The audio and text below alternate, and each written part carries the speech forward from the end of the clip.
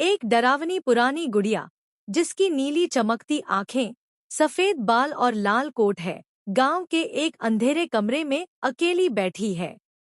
एक छोटी लड़की अपनी नानी का पुराना लकड़ी का बक्सा खोलती है और उसी रहस्यमयी नीली आंखों वाली गुड़िया को खोजती है, जिसकी आंखों में जादुई चमक है।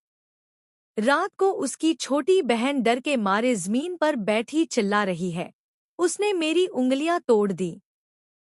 और पीछे उसी गुड़िया की परछाई दिखती है। खिड़की पर रहस्यमय नंगे पांव के निशान दिखते हैं, जो उस कमरे की हवा में एक डरावना सन्नाटा भर देते हैं।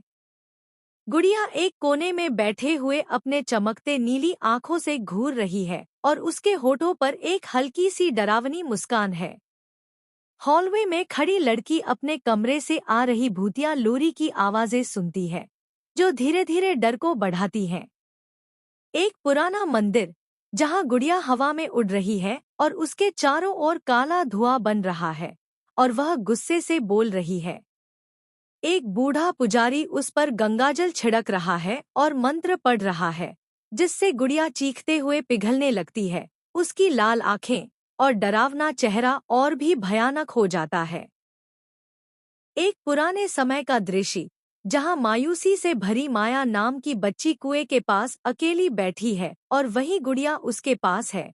यह सब एक दुखभरी और डरावनी कहानी की शुरुआत है। एक रात वही गुड़िया अपने आप चलती हुई दिखाई देती है और उसकी छाया किसी राक्षस जैसी लगती है। घर में गूंजती एक आवाज, जो सपने देखे, मैं उसे ले जाऊं, जैसे किसी और दुनिया से आई हो। मंदिर में बेहोश पड़ी सान्या और उसके चारों ओर उड़ती राख से ऐसा लगता है जैसे बुराई का अंत हो गया हो। लेकिन फिर अलमारी में रखी हुई एक नई, चमचमाती नीली आंखों वाली गुड़िया की मुस्कान सबको चौंका देती है। दोनों बहनें हाथ में मोमबत्ती लेकर गुड़िया के सामने खड़ी हैं और एक गांव की भूतिया हवा चारों ओर मंडरा रही है।